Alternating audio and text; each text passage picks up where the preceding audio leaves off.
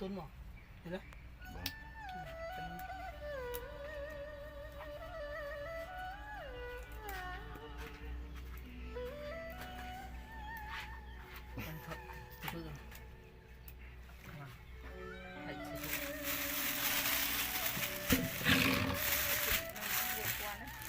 buồn thì làm gì mà lạc lại hả nó gì nói cô thấu cái cô mơ luôn nó gì mà bọn nhé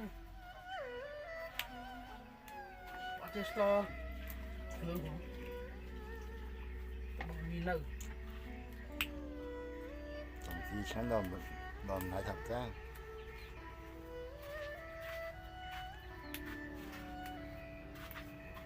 màn tí vậy tí bán này mà thế nhà mình bị ống phong ở đây thôi chứ kẹo du á để cho nó bị ống phong lại kẹo du đây tiêu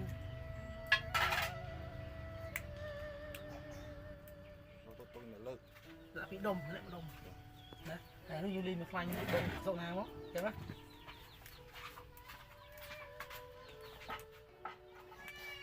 ta chụp đem lại con con cái nhỏ là con ini sana titi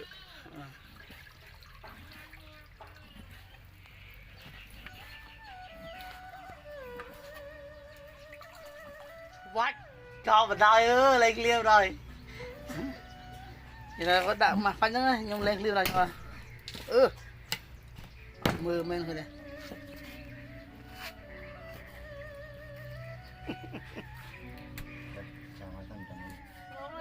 bên này chơi bên trên đá mà show là khné đó anh cho bởi con nhung chuối cái show năm này chỗ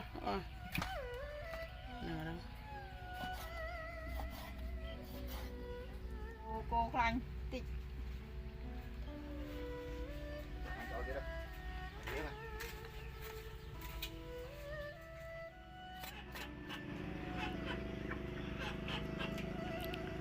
is already my food is already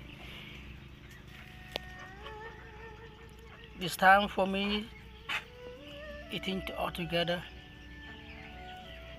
tao bay xạ lộn ăn mơ no mày ra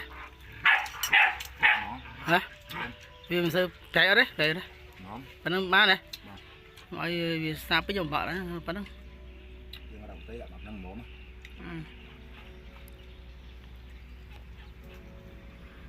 trời shit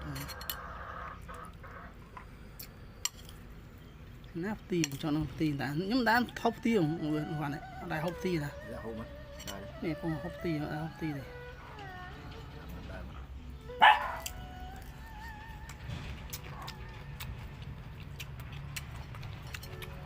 mà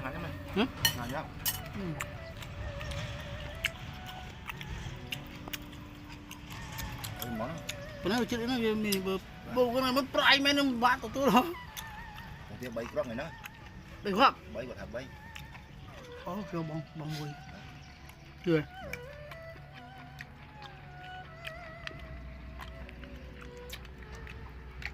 này bị hộp bái mướm nhưng hiện đại trơn đấy nhưng sự bơi sân đấy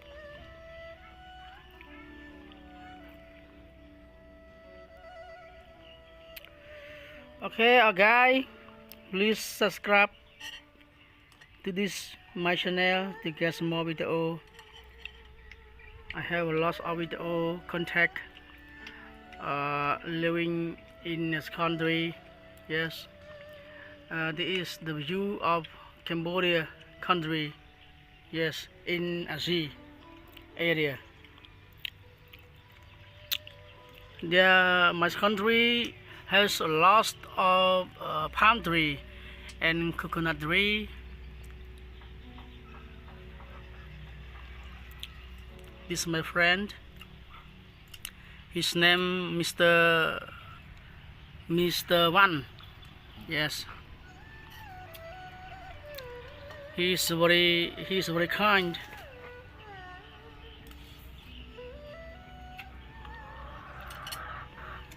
This is my food, so good. When I cook already, after that, this time for me to eat.